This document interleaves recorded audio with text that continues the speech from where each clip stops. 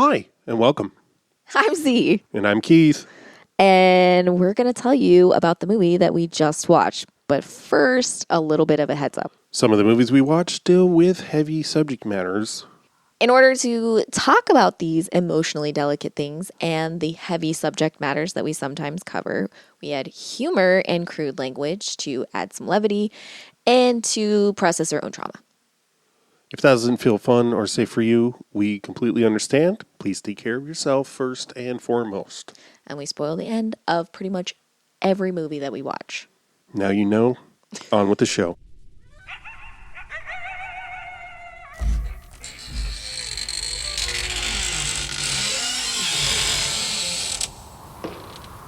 CMC's The annual Duck of Shock Rocktober.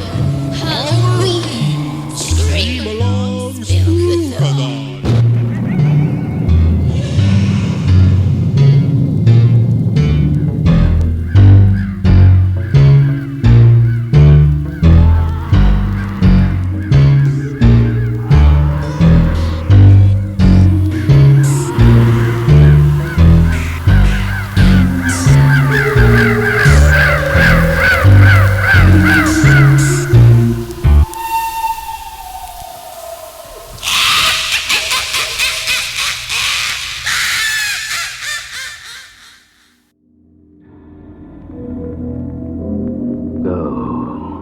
Bear these tidings to great Lucifer.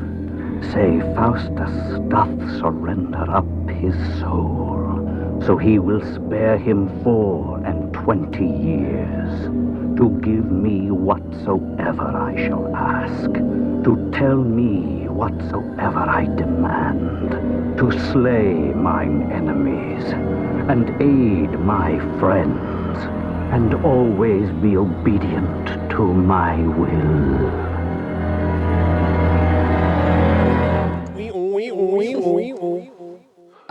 Wake up, sleepyheads. It's party time. I didn't realize that was a bookend. It's what Gene Simmons' character says. Yeah, I didn't. But they were delivered so differently in tone that... Yep, correct. I never would have. Yeah. Also, it's just not an inspiring rally. Yeah. You know what I mean? Yeah. Wake up, it's party time. You just identified me as a sleepyhead. I'm not ready to party. Huh. I didn't read any trivia. Yeah. I read a lot of it is just like this. Oh, it's the directorial debut of Charles Martin Smith. So Charles Martin Smith, who you may know, little dude, happy little dude who sings and capers. He's in Deep Cover, which is a film I really enjoy that Z doesn't like as much. Apparently. Well, it's just come to find out, you like it so much, and you're always like, "Yeah, let's rewatch it." And I just, the first time we watched it, it felt really hard to get through. Really, for me personally. Yeah, it was the opposite for me. I know. I was expecting it to be more tedious than it was to watch for me. He's in The Untouchables. You would, if you don't know who he is by name, Deep Impact. You would see him and you would be like, "Oh, this guy." Yeah, absolutely. I think he like eats pizza in Deep Impact. He eats pizza in something. Well, hello there, little fella. Do I know you? Why are you in such a hurry? He always makes it look really. I'm like, every time I would see him eat pizza, and whatever that thing is, I'd be like, I want pizza. Pizza. Oh, that's something we can do again. I know. Literally the other day, I was like, "Oh, it's almost pizza season." Because it gets so hot, like we can't make pizza in the summer because we use the oven, and that's it. Just absolutely not. See what else he's directed. Because Keith makes it from scratch. To be clear, like he cooks the fucking. He cooks the fucking dough. I made the dough from scratch. Yeah, he makes the dough from scratch. Yeah, and then we add ingredients to the top. That's making pizza from scratch. He directed 3 episodes of Space Above and Beyond. No way. 1 episode of Buffy, Oh, wow. A little movie called Air Bud. How did he get... Wow. Space Above and Beyond was the shit for me. I was obsessed with that show. It didn't even make it a He full also directed season. Dolphin Tale. Not to be confused with A Shark's Tale. I've never seen Dolphin Tale. Or a I Shark's have. Tail. Shot No, in I have Clearwater, seen the Florida. I'm You've told. seen Dolphin Tale? Yeah, You've I saw it seen on a plane, I think, Oh, wow. with Harry Connick Jr. Or is that Shark Tale? Shark Tale is a Cartoon. right? It's Cartoon. animated. Yeah. Dolphin Tale is based on a real story. Yeah, Harry Connick, Ashley Judd, Morgan Freeman. Chris Christopherson. Damn. Oh, good old Frances Sternhagen. Who's that? You know her from every Stephen King movie. Oh, shit. And Raising Cain. We really got to do that for the pod. We should do a Lithgow month. Yeah. Oh my God. Of course. How have we not? Because we need it. Because We started. It's wasn't where we time. started. It wasn't time yet, you know? We It's just went time straight now. for the Keaton. Yeah. God. Our first episode was a Lithgow. Oh, and you finally watch. Or is it Lithgow? Shit. Go. Lithgow? Lithgow. Fuck me. Sorry. This is only based on listening to him on Marin, That's fine. and one time he says his own name in that whole episode Yeah. that I think I listened to specifically for that reason. Like when we watched Simple Men, and I tried to find interviews with Karen Silas. Yeah. That's my typical route. Yeah. I dreamed that I met her like a couple nights ago. Oh. I dreamed and I Right was on. like, how do I be cool? How do I be cool around her? How do I get into those pantalones? Yeah. I'm like, how do I be cool? And How do I smooth? how do I smooth? How do I swerve? Trick or treat though. AKA Ragman. Yeah. That's apparently what it was called.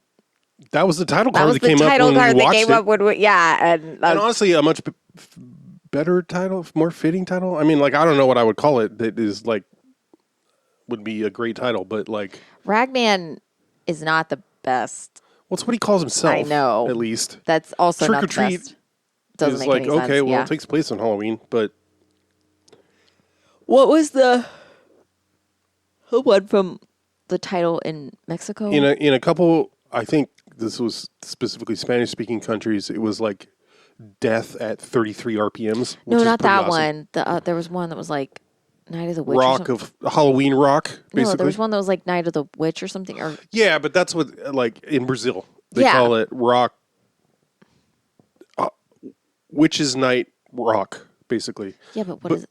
What? In how do you say it in Spanish or whatever? Or Well, Portuguese, I don't know. Portuguese, My yeah. Portuguese pronunciation is... that's Nick fine, but you Sergid. said it It's last like- night, and I was like, oh, that one sounds cool. It's like rock do dia de brujas or something. Yeah. Bruxas. yeah, I don't know. That I'm was sorry. I don't know Portuguese pronunciations. So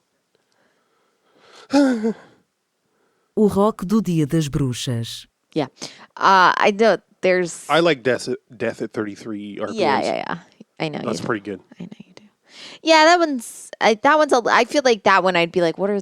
I That understand. very what much that sounds one- like a giallo title. Like that would be an Italian 70s movie. You know. I just would be like. I just can imagine that one not hitting well because people would be like, what? Why? Yeah.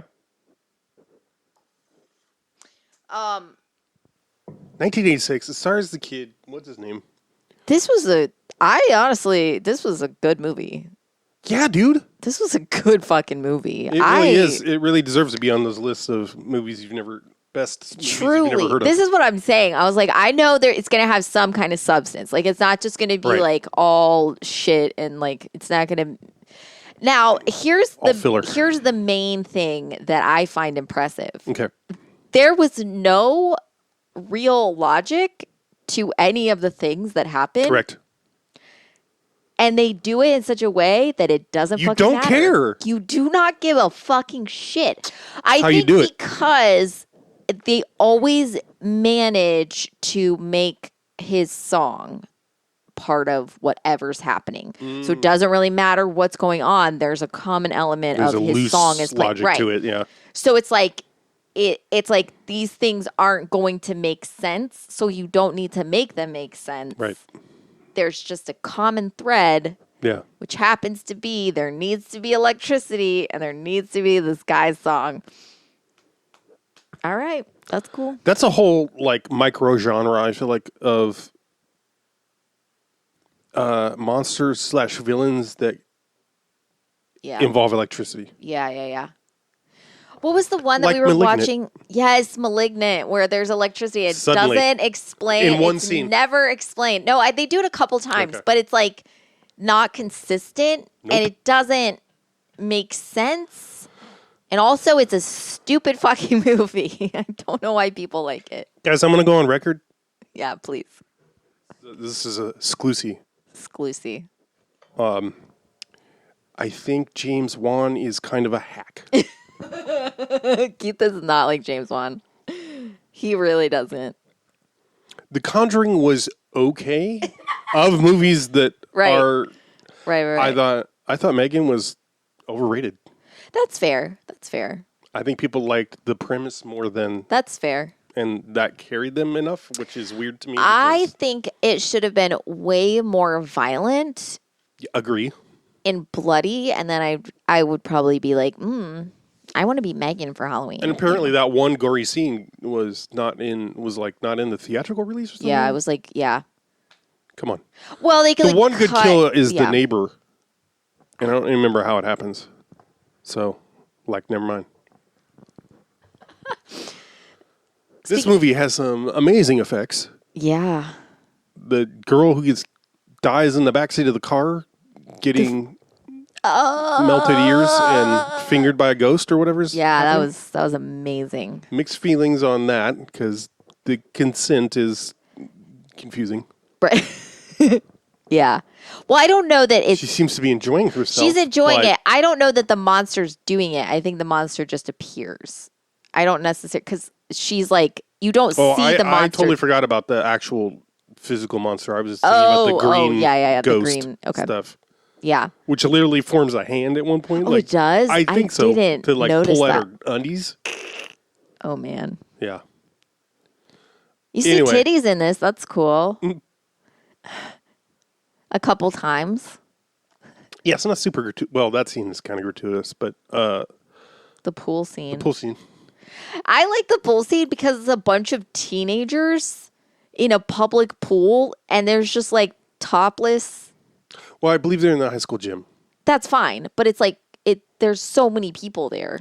There is. I love how it's not in. I don't know if this was the intention or not, but it's as like the sound of it and the look of it is exactly right. Yeah. It doesn't look really that appealing. It doesn't look fun. It's dark. It's Yeah. He immediately gets shit on and almost Yeah. drowned. Anyway, so our protagonist is an outsider, a nerd, a dork. He calls himself Or whatever. Ragman. Calls himself Ragman. He idolizes Sammi Kerr, who's a big ass rock star Who went to the who same came high from his school yeah that he did. yeah. And he idolizes him because he made it out and is an iconoclast and all this shit. And had to appear before Congress. Yeah. Eyewitness News was able to obtain footage of Sammi Kerr before a Senate committee inquiry into rock pornography last summer. If you were a parent, would you want your kid growing up around rock music, rock musicians? I mean, with that kind of value? Would you want your kid growing up around politics, politicians, and those values? Mr. Kerr, this What is not... I'm saying here is you cannot legislate morality. Mr. Or Kerr, music, there is no or people's minds. Or we'll bring you down, man. I have a teenage We daughter. will bring you down. Yeah, so he writes these diary entries basically that are letters to Sammi Kerr. Yeah. We find out early on that Sammi Kerr has died at a hotel fire. Are you okay? No. I don't hotel fire. So the interesting, or like something that's like, you know, he like idolizes Sammi Kerr, and then, but like he was supposed to play at their high school, and they like banned him or there's something. like a parents group. Yeah, there was like a whole protests. thing. And so he like Also, I feel like that's kind of smart that they don't show that. Like you get a talking head on the news, right? You get that one lady, yes. but you don't see like meetings, and you don't. Yeah. So I think that was a smart decision. Anyway. No, it was really good. There's so much of this, like, that I was, like, really kind of... This could have been done so poorly. Oh, yeah. This could have ended up so badly. So kudos to Charles Martin Smith for getting the right performance. And something that I really enjoy is that Eddie... There's character development with him, because he goes from being this kid who's who's a loser, who doesn't want anything, like he doesn't care about anyone. He's just like, all he gives a shit about is Sammi Kerr, and all he gives a shit about is like the music and like all this stuff. He's like obsessed, and then stuff starts happening, and he like steps up to like figure shit out and try to save That's true. the people he cares about. And he even, you get the one scene where he tries to save Tim, who's the main bully. Yeah. From yeah. the wrath of Sammi. Right. And like all this stuff that he does, it's like he Mark Price. Mark Price is the name of Eddie. Eddie Weinbauer. Oh yeah, Weinbauer. Did you make it with Weinbauer? Oh man. Weinbauer means winemaker. Interesting. I did what are you all right? I'm fine. I did spend a little time watching D. Snyder's testimony to the Senate nice. committee hearing. Senate committee hearing? Yeah. You should insert some of that. I've never watched it. You asked me yesterday, you were like, did you watch clips from that? And I was like, I didn't even know that was a thing. I didn't even know that happened. Well, and I still don't know all the details, like how this is like the Satanic Panic stuff, right? It's during that, yeah. Like, it's the committee that is the reason we ended up with explicit lyrics stickers. Okay. And all I really knew was, I don't know who else testified, and apparently all these people were called upon to testify. They didn't volunteer. Mm-hmm. But Dee Snider, Frank Zappa, Bob Denver, and I think they all were like, "No, this is stupid. Like whatever you're proposing is dumb." Yeah. But I watched a video that pointed out, like, it was like basically a short synopsis of how Dee Snider just made them look real stupid. Part of it was that like Zappa and Bob Denver showed up in suits, Yeah. And Dee Snider showed up as a rocker. Yeah. And delivered a very eloquent and articulate testimony, and then answered the questions and was like, no, that's, because how these things are. We see them all, they're a dime a dozen now, thanks to how the politics are like 1986, only worse. Yeah.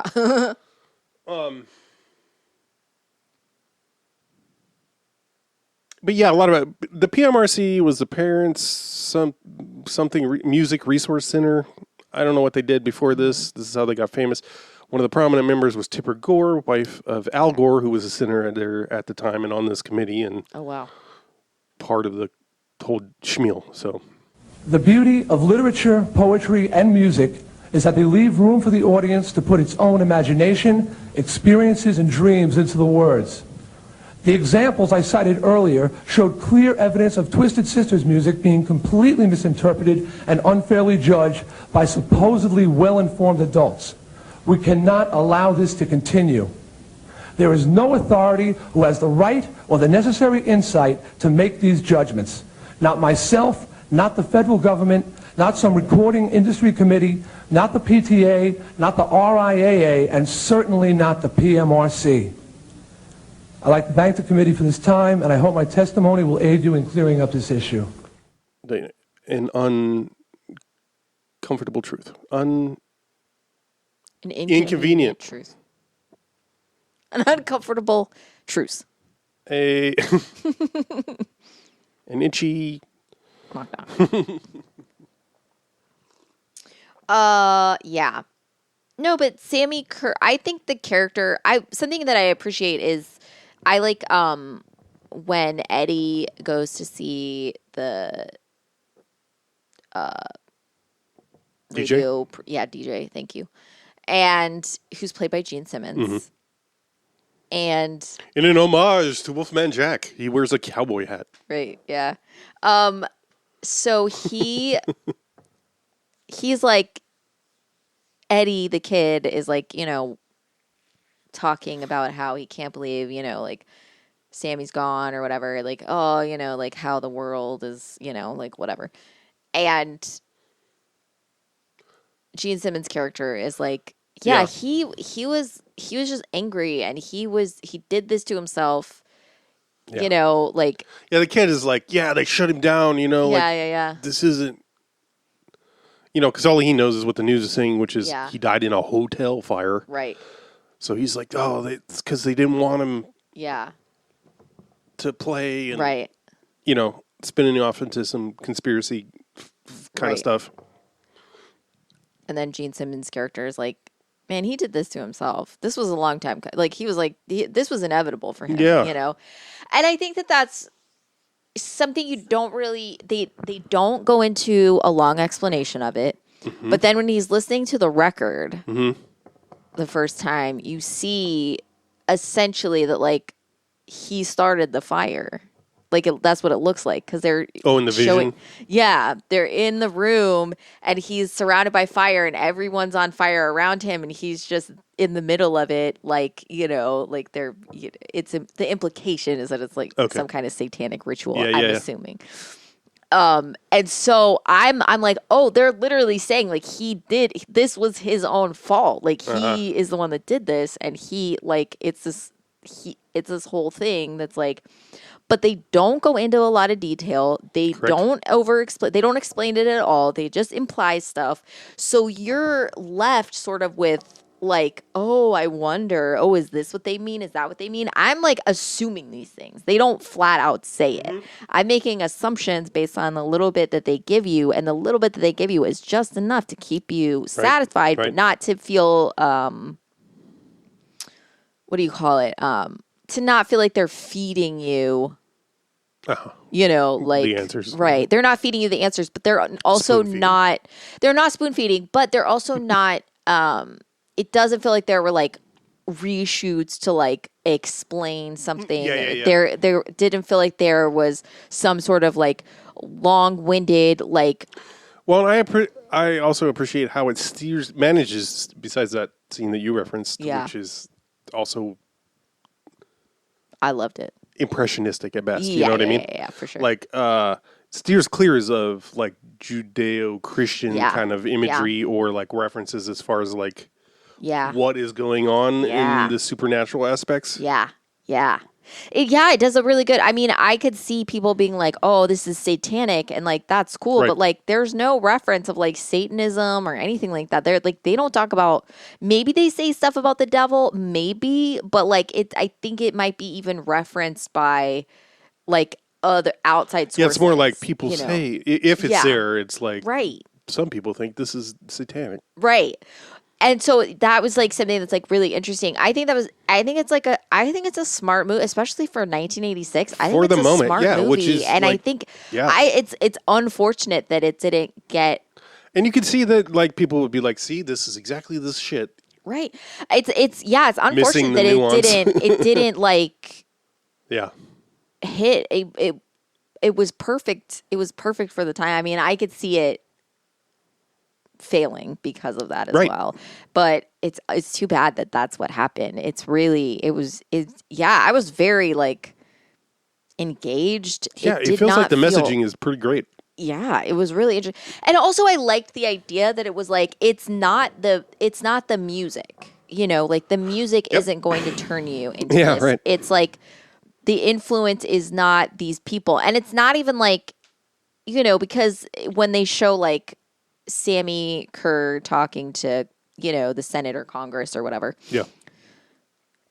He's not saying anything, you know, they're like doing, it's the thing where they're showing like people not understanding music, you know, it's that saying, you know, it's just a clip. So it's not like he's saying anything completely like, you know, overwhelmingly brilliant or something, you know, it's just a clip, but it's just like him being like, you don't understand, you know, and also like, yeah, that like the implication is not that, yeah, it's just, yeah, it was really good. Like the music didn't cause kids to go crazy. Like the music didn't, you know, like listening to the music, you know, it hurts them, but not because the music is bad. No. You know, I don't know. It was just, yeah, it was very interesting. And it was a really, yeah, it wasn't too heavy handed. No.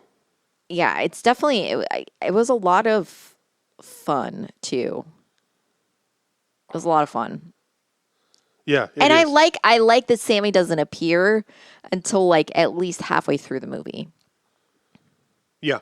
I mean, like you see him, you know, in clips and stuff like that. But you know, and you see him in posters and stuff like that. You see him, but like he doesn't like take corporeal form until at least halfway through the movie, if not further. And then he doesn't like stick around. Like he comes and goes, which is another thing I appreciated is that it wasn't something, oh man, the scene when they turn the power off. And that shit, man, this shit was good. This shit was the good. VFX are great. They are. They really are. As well as the makeup, you know, like the Yeah. It has a lot of that. I don't know what the term for this is. I need to learn it. But like where they do the animation on top of the film. Yeah. Like I don't think it's directly animated. You know, it's not direct animation, but like. Yeah, they draw it on or whatever. Yeah. So there's a lot of like. Remember what it is. One of the best usages is of this technique is in Highlander 2, as you may recall, in the climax Highlander 2. Oh my god.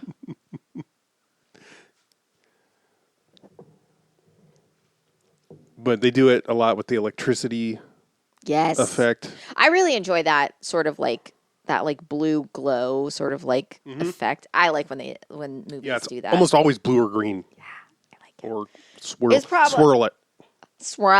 Swirl it. I feel like that is something that might have been an easy color.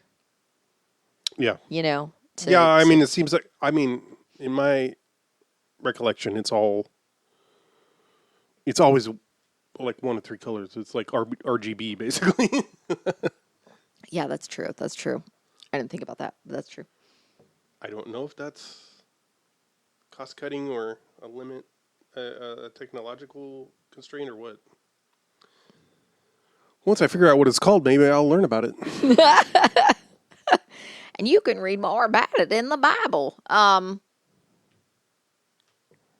trying to think of, I like forgot we were doing this today, so there's not a lot of trivia. A lot of the trivia is just like, this person was offered the role of Sammi Kerr. I'm actually glad that they did not go with any actual musician for it, because I think, one, it would have hurt the guy that R.I.P., the guy that plays Tom Fields.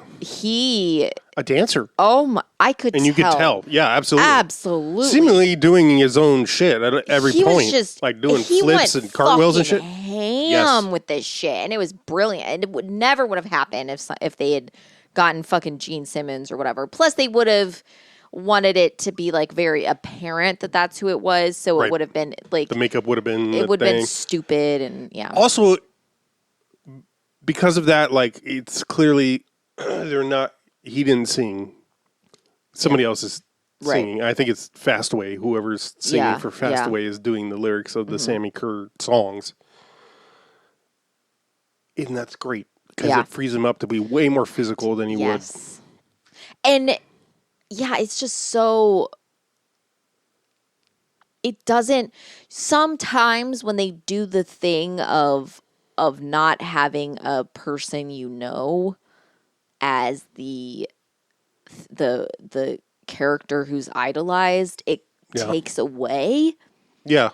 you know? Well, because usually they're not as charismatic Correct. or something. Not but the case. No, Not at all the Far case. beyond. 1000% believable as this character. Yeah. Absolutely. I could see him being this, and not to say I could see him being a horrible, satanic, fucking, nuisance. No, who it's wants to really in the murder children. That's physicality, not what I mean. which is Yeah. perfect because he doesn't have to do the He's lines. a performer. It's very clear Yes. that he's a performer, and that's exactly what was happening with I like that hair for me it bands, recalls hair metal in the 90s is perform. It was a lot of performance. Yeah. And like in a good way. I'm not saying that to like No, and for me it connects more to like and this happened. I mean, was the sort of evolution of things like Kiss and shit like that. yeah. The roots of that stuff is like glam Yes, rock correct. of the 70s, Right. when there was a lot of gender bending and Yes. people doing the crazy shit they could think of Right. and bringing it into a rock context, right? Like, Right. Yeah. So, like, I like that it brings that more than the Yes. Gene Simmons of it all. Yes. You know what I mean? Right. Which, And I think Gene Simmons does fine in the movie playing the Oh, yeah, radio he's person. actually fine. And I loved Ozzy Osbourne in this. I did not. I was like a little like, ugh. He plays. I would never have guessed that he played. I mean, obviously you see him, you know it's him. It's not. I'm not saying Yeah. like he goes under the radar, but like if you were like, what character do you think he's playing? I'd be like, obviously he's going to be playing like a metalhead. He's going to be Right. playing like someone involved in the scene and road. He's going to be playing some. No, he's playing a fucking evangelical, like charismatic, like Well, I wouldn't go whatever. that far. No, he's a priest. I think he's a fucking priest or something. But he's like, Yeah. he's who's decrying all of these, horrible lyrics and like going off. Absolutely hilarious. It's so good. It's so fucking funny to me, and he does so great. He's actually intelligible. So there's that. I know. That's impressive. Which is what we like. Keith was just like, "Oh, that's ridiculous," and I was like, "I could understand what he's saying though," which is impressive. Yeah. No, you're right. Because I used to watch the Osbournes. Oh, yeah. Yeah, Sorry. and And that was 40 years after this movie.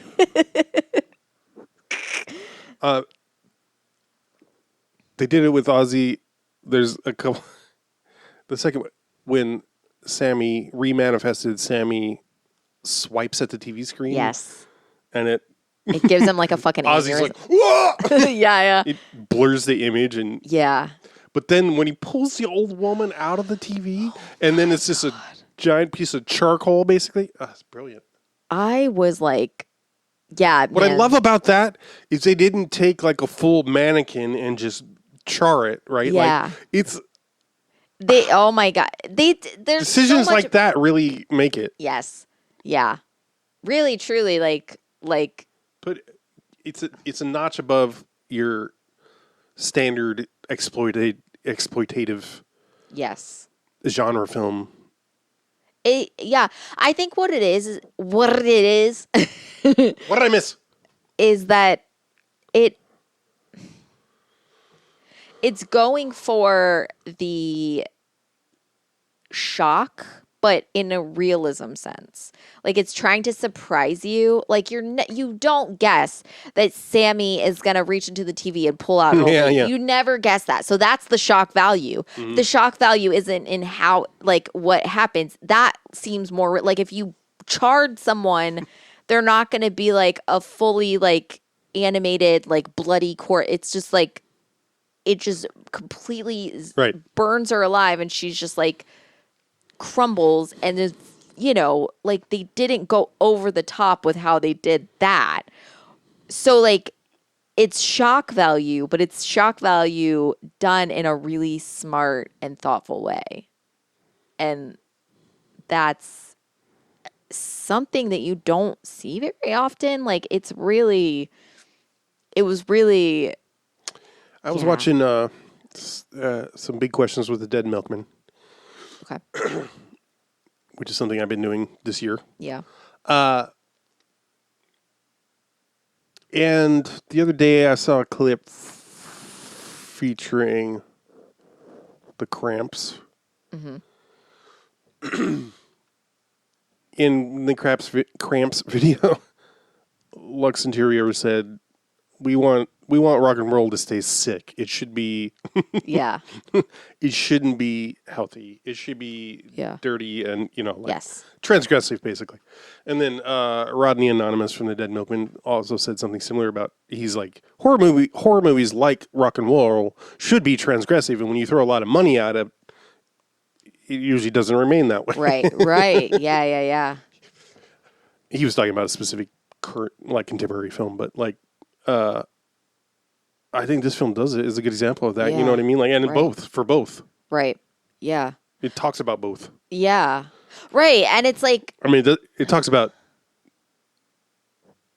genre movies by being one. Right. I'll have to agree with you. We have some pretty ribald stuff here. Those rockers really have a strange sense of humor, don't they? I don't even think it's a sense of humor. I think they're just out and out sick people. I mean, and they're trying to make everyone else around them who listen to their music as sick as they are. I think this is what is so like interesting about it. It takes the idea that like rock music is harmful, and it plays on that in a way that's a little too over the top. Like, it's going to melt your brain. It's going to, like, it does all these things, but it's not, you don't watch it and think, oh yeah, this could really happen. Right. You know? So it's taking it and it's making sort of like satire almost out of the fear that rock music is going to, you know, is Satanism, and it's going to ruin your life or whatever. It's going to take control of your children. And it shows, one, that even if it's bad, there's still autonomy and your kids still have total free choice.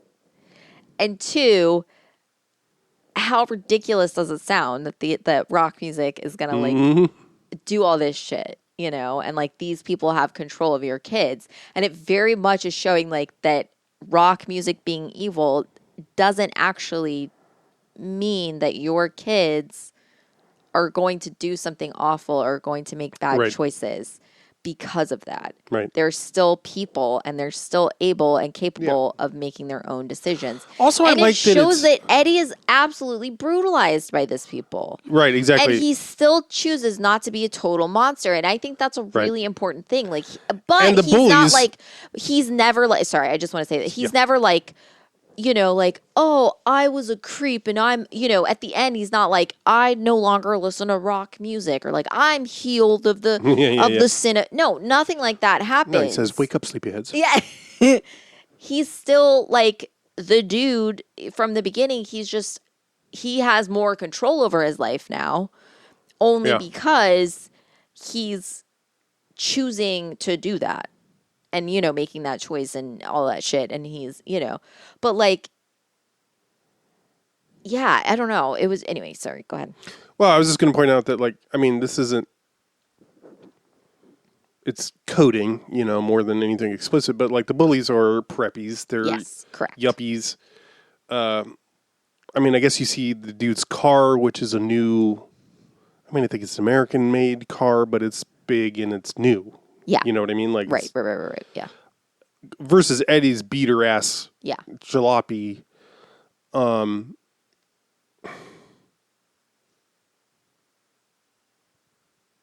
Yeah.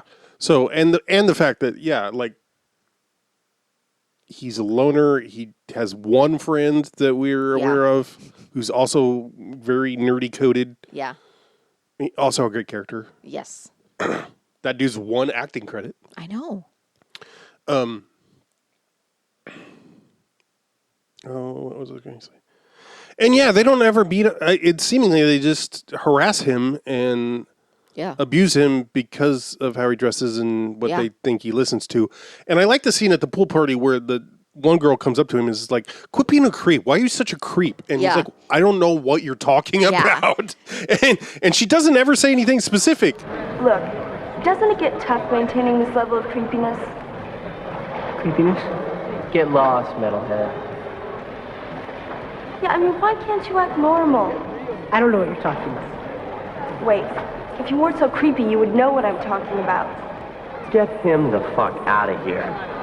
Yeah, she doesn't say anything specific, but I like her response is, see, if you weren't so creepy, you'd know what I was talking about. And it's so fun, or something like that. It's so circular.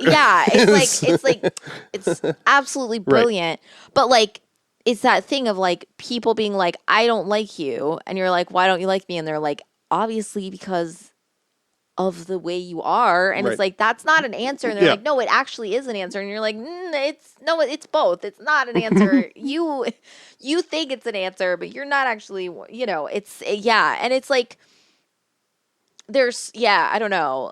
I think it does a lot of, like, there are tropes in it. For sure. But the tropes don't feel like Tropas de Tropa de Cordois. Yeah, I don't like most of the stuff with whatever the girl he has a crush on. Like her, she's not a character. She's 1.5 dimensions. Not even two. I like that she started being nice to him before all the shit. Yes. Agreed. And she didn't like that everybody was bullying him. Leslie.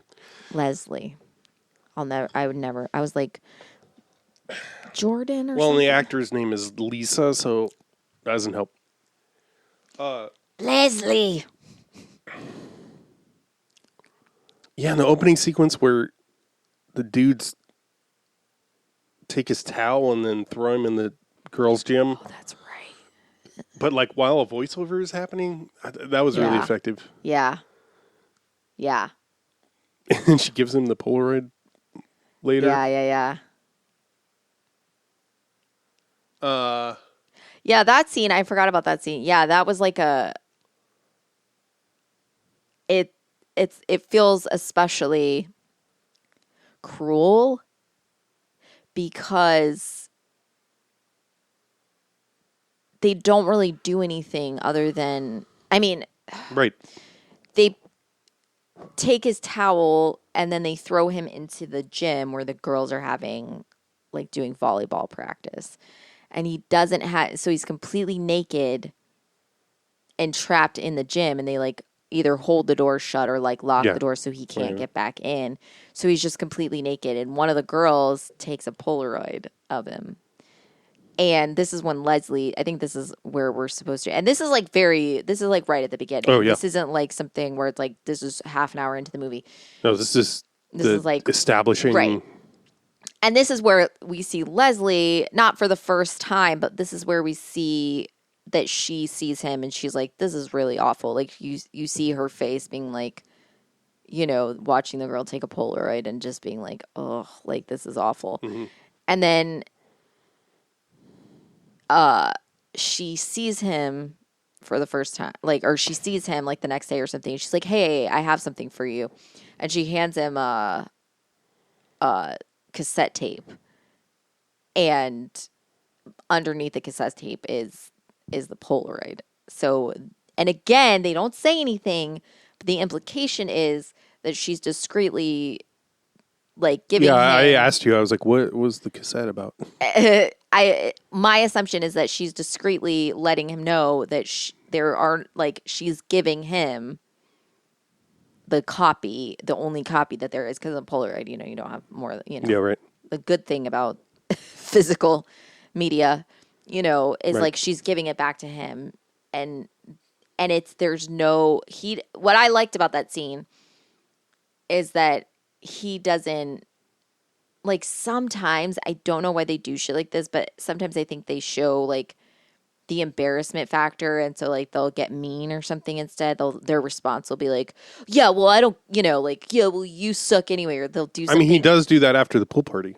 He does that after the pool party, but he Because he doesn't thinks- know. Right. Right. And then she invites him to the pool party, and he's like, okay, that's understandable, though. But when she's handing him this, he doesn't overreact, or he doesn't react with embarrassment. True. He's just like, oh, thanks. And then he just puts it in his, like, backpack or whatever. Yeah. And it's I mean, I feel like he's kind of standoffish, which is understandable. Right. But he doesn't bark at her. He doesn't overreact. He doesn't react poorly. And I appreciate that as, like, yeah, there's a lot of to be said about, like, the performances are something that I appreciate in this movie. Is what I'm trying to get as at. a lead to, like, yes, his voice is so kind of high. Yeah, and it helps the character. Like, there's, like, no machismo coming from that character. Yeah. And I mean, like, the one scene where he's got his... after he first... His fingerless red gloves or whatever, and he's got the fucking headband on and shit. Oh, God. I mean, it's the one scene where he's, like, he's, like, complimenting her or whatever. Yeah. But that's, like, the closest thing to anything. That's the scene I'm talking about. He's like, hey, are those new pants? I heard about you and Tim. Are you okay? Am I okay? He doesn't remember. It's traumatic amnesia. Oh, wow, your outfit. I love it. What are those? Jeans. They're you? Gotta go. Ciao. It's so stupid. But what I like about it is she's like, yeah, what the fuck? And it's the only time he ever really acts that sort of like. Yeah, and the interesting thing is, like, he starts having this. So I don't think we got to the nuts and bolts of when we first see him talking to DJ Nuke. Oh, yeah. You mentioned that, like, he's like, here's the last. Oh, right. Here's the last. It's the only pressing of the last song that Sammi recorded. I'm going to play it at midnight on Halloween. Yeah. But he's like, gives Eddie the actual record. Vinyl, yeah. He was like, well, what the fuck? I thought you were going to play it. He was like, well, I got it on tape. That's my favorite part. He's like, hey, this is the only copy of it. And he's like, but you have to play it at midnight. He's like, yeah, I have it on tape. He's like, I made a copy of it. And I was like, that's not the only copy. I know, they made a big deal about it. Yeah, right. Fucking hilarious. Anyway, so he's at home and he puts it on his hi-fi and he catches what he assumes is backward masking. And so he goes over to the record and starts. This was the hardest part for me about this movie, is when he plays it backwards. He always does it weird. He goes yeah. He goes backwards and then forwards and then backwards. Yeah, again, why? Every single time. Why? I think that's done to emphasize, and I don't know. This was 1986, right? So some people might not have realized what direction it was supposed to go in. So I think when he's doing it there, it's like he's not doing it slowed down. Yeah. He's doing it in reverse. So they're showing it can also be ways, like a visual cue to sync the sound. Yeah, maybe design aspect of it, so you can tell that it's supposed to be. We're hearing it played in reverse. Yeah, I don't know, but that was for whatever my. Totally typical brain structure had a problem with it. That neurotypical brain of yours was like, He can't believe his luck. He's communicating with his dead idol. Well, the first thing it says is like, when he plays it back, it says, now you were like, what did it say? And I said, I fucking have no idea. But apparently it said, nail them all. Okay. or something like that. Yeah. That does come back, and that's something that... Yeah, because he's like, he says to her after the pool, he's like, I'm going to nail them all. And she's like, what does that mean? And then when he listens to it backwards, it says nail them all. And he's like, oh, it's a sign. Yeah. And so he's convinced that it's talking just to him. Right. And then it does seem to literally respond. It says, hey, Ragman. He asks it a question like it's a Magic 8 Ball, and then... Anyway. And then he goes... He says...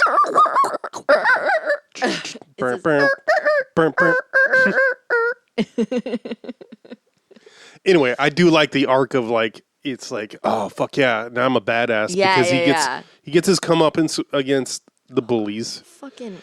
But then... It's too far. Like, he loses control, and Sammy's manifesting, and he's like, oh, no. The fucking scene with the mopping. Yeah, hold on. All I'm trying to say is I like that structure of, like, it's benefiting him. Right. And then pretty quickly he's like, whoa, I'm not in control. This is a bad element that I got to warn people about. Right. And try to curtail. He's not writing it. Yeah, he doesn't write it as far as he can. It's almost immediately. He's like, "Wait a minute, no." Yeah. Like they get their comeuppance, and then he's basically it's when Tim comes and he's like, "What the fuck did you do? What's her name is dead," and he's like, "What?" Yeah. Well, no, it's a little bit before. She's in the hospital. Yeah, it's not there. It's not that. He knows that. Oh yeah, no, you're right. It's around that point because he's like, okay, that's enough. And then Sammy's like, Leslie. And he's like, no, she's not part of it. And he's like, all of them. He's like, nail them all. And he's like, no, not all of them. And he's like, that she's never done anything. And he's like, no, it's all of them. And like, maybe he's going to go after his mom even. Yeah, he's like, tell her to come in. Oh, yeah, that's right. Leslie. Oh, man, now come on now.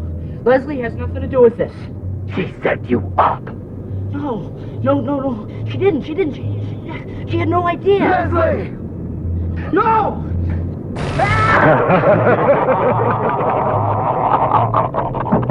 Eddie! No, not now. Let her in. We'll nail her too. What'd you recommend? You son of a SOB. son of a bitch. Yeah, hell yes, I would. Absolutely, yeah. I'm also excited because this is the one we knew the least about. Well, I don't really know anything about. Sometimes they come back, but... Me neither, yeah. This was the one with the biggest potential to disappoint. So. Yeah, that's interesting, though, because we don't... All three, other than Event Horizon, which we have seen and are very excited to rewatch. Amen. The three others are movies we don't really know much about. We've never seen them. I've already forgotten what we started with. We started with Night of the Creeps. Oh, yeah! Which was good. Hell yes. And now I'm like, oh, man, I was the most excited for Sometimes They Come Back. And now it's the one. And now I'm like, it has the most potential to be a... It's been upgraded to the most likely to I'm like, disappoint. oh, no. But maybe it's going to be like Hartley Fest, where nothing sucks. Yeah. Which will be just unbelievable. Yeah. Last month was good, too. I mean, Men at Work was the only Men at stinker. Work was a doozy. Yeah. Anyway. It's been, but I definitely, the fucking scene. Yes. He sets up the bullies. I didn't understand. He seemingly, part of his plan was all the tables getting moved through the halls. I just assumed that he knew that was going to happen. I don't know. Yeah. I don't know what he knew specifically was going to happen. He sets up the mop bucket and the rolling chair. Mm-hmm. He does. Go on. You're in pain.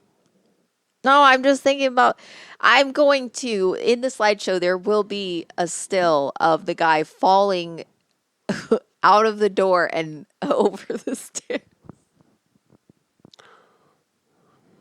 It was so fucking, we had to go back and watch it again because it was so fucking funny. It was so fucking funny. It's so good because it's like, it's a chase scene, right? The bullies are a group of bullies are chasing after Eddie, and he has set up some traps. One is a rolling chair, which one guy falls into and goes rolling out into and then And then a mop bucket, which a dude jumps over, but then falls. Cut to a shot opposite where it's in the stairwell, and he comes flying through the door, not on the ground, and in an upward trajectory. I don't know how they filmed that. Oh my God. R.I.P. that stunt person. So fucking good. Where did they land? It was so fucking good. It was so fucking funny. Oh my God. Ugh. There was a good explosion. Oh, and the shit where So there's a couple scenes where Sammi takes control of the car. The backwards car. Yeah, that was just amazing and hilarious to me. It's like the shit they apparently cut out of Goonies, where they're just gorillas driving a car around town. Thank God they cut that out. That's hilarious. Yeah, but Sammi takes control of Eddie's car while Eddie is in it, and great sequence. One thing that happens is like the top gets sheared off, and then it gets set on fire. Like he drives through a tanker truck or something. Yeah, it's just going. And it's just topless and on fire and going through the streets of Wilmington, North Carolina, or whatever. And then off a bridge into the. Oh no, that's later. It almost goes off the bridge. He pulls the something. I don't know. He takes the cassette out. No, he does that. Yeah, something happens, but it stops. Because I made the car. But whose car is it? Oh, it's like the cop car. It's the cop car. Yeah, that's that they steal. I love it when a squad car gets stolen. Oh no, it's honestly. his mom's car. His mom car is the one that's getting. Sammy's just making drive you're backwards. You're right. That's what it is. Because it's like a Pinto wagon. Yes, you're correct. You got that right. Men at work had it. They steal a cop car. When the cop gets vaporized by Sammi, that's a good scene. Oh my God. Sammi gets... When Sammi starts using the fucking guitar like a gun and zapping. So good. Just, this movie is amazing. It's real fun. The fucking studio or the booth, the sound booth or whatever, where all the things are just swirling around. He's trying to protect the tape. What the fuck? The security guard sleeping while reading Hustler. Yeah, what? Oh man, there's so much. It's good, man. Yeah, talking about it, I just want to watch it again. I know. I'm like, oh, this is gonna be so fun to take screenshots of. And they do some of the Frightener shit. I know it's not the first movie to do it, but the stretchy face in the wall kind of stuff. I think a Nightmare on Elm Street might have been the first one that did that. That's definitely one of the first memorable ones, yeah. Yeah. The fucking wall. Yeah, man. That was Nightmare on Elm Street. And is that the first one, though? Nightmare on... first one what? In the that series? Has that? The first Elm Street that has that? Yeah, that's the first one. Nightmare on Elm Street that has that effect? Nightmare on Elm Street is the first one. Is that effect? Oh my God. Nightmare on Elm Street is the first film in the series. So yes, it's the first one that has that. Yeah, no. Effect. Okay. I don't know if it's the first film ever to have that effect. It's fine. Okay. I got my answer. But that came out in 1984. Okay. Nightmare on Elm Street. You know what else came out in 1984? Not Top Gun. What was I going to say, though? An Officer and a Gentleman. Oh, I was going to say something. I was saying something about that, though. Nightmare on Elm Street and Halloween and Alien are three of my favorite horror movies. Like, Nightmare on Elm Street, they're all from before I was born, though. Like, and Halloween and Alien are from the 70s, so that's, you're surprised to hear that. Pleasantly. I think horror from the 70s is like an exception that I can make. I think if something's like anything is something, if I think that if something is like just a movie from the 70s, especially if it's like a straight up drama. Yeah, no thank you. Like, Understood. I get it. Preach, but no thanks. But yeah, horror is where I'll make an exception. Horror and action crime. Yeah, I definitely don't want to see action crime from the. That's from where the it's at for 70s. me. Yeah. It's weird because you love Tarantino, and that seems to be all he cares about. He likes to reference it, but it's not the same. Also, I'm happy to talk shit on Quentin Tarantino as well, and I know. And I will. I was just. That was you getting defensive. No. It was me being just shitty. I don't appreciate you saying I was defensive.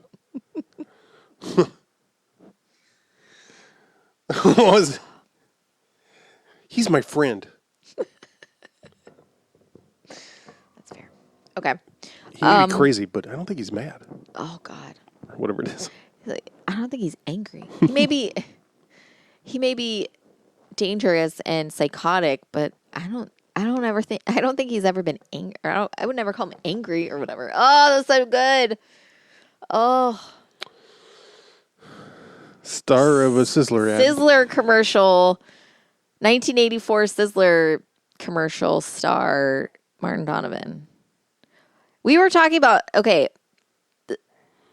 I just out of the blue brought up Sizzler because we were talking about. But this is or something. I don't know. Sizzler got brought up. And by me. Bunny and I both have never been to a Sizzler. And we were like, what the fuck is a Sizzler? Yeah. Like, we don't even know. And so Keith was trying to explain, and he sent us an ad or like a string of ads from Sizzler. Mm-hmm. So we're like watching the ads. One of them contains Martin Donovan. And we're just like, wait. Just happened to have Martin Donovan in it. It just insane. Lost my mind. Just what? He never told me he was in a Sizzler. Correct. Also, I can't believe that neither you, myself, nor Dr. Brian C. Flota were aware of this. Right. I know, yeah. I'm surprised that you didn't have somehow knowledge, because you would, I don't know. Yeah, I probably saw that ad. Yeah, I definitely didn't because I was not born yet. Make it 30. Oh. Yeah, now that I think about it, it's like maybe it wasn't, like I described Sizzler as a buffet, but I think it might just be that they had, because I know you had to order, because you got to pay. Even at a buffet, I guess you pay first. Yeah. But you would go and order, like, if you wanted a entree, like your steak or whatever, you would order that, and they would give it to you. And then it was like salad bar, but like, I think the salad bar just grew and grew, so it had other shit on it. Yeah, okay. And I forgot about the seafood. Oh my God. And I think later on their motto was just, or one of their lines was just like, steak, salad, seafood. Wow. But in those ads, I could not get over the fact that they were like advertising and all that and this spanned that video I sent spanned like 10 years of commercials. Yeah. And what stayed consistent is what was photographed or shown on a plate was a steak, an entire baked potato, often seafood, shrimp or lobster, and toast. And I'm like, that's all carbs. I can't look at that without, it just hurts. Also, who's eating all of that food at once? I mean, Martin Donovan. A steak, well, given the amount of exercise he was doing. That makes sense. Make it 30. But a whole steak and then like that's a why lobster tail. That's why you take it home. That's why that's why leftovers were invented. No.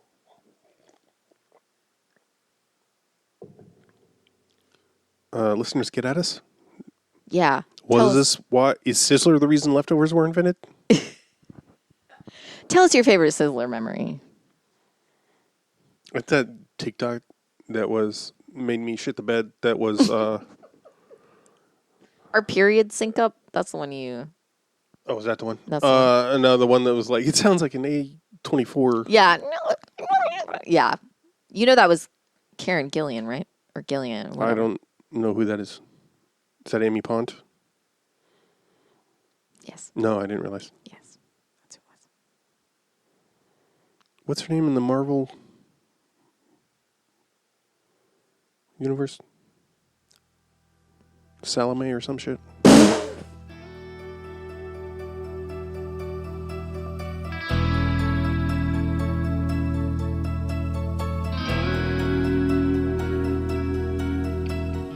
Absolute control. Absolute power. I don't have any power. I need power, power, power, power, power. Power, power. Absolute obedience to my every command. I want to be the man. I want to be the man. I want to be the man. I've got to.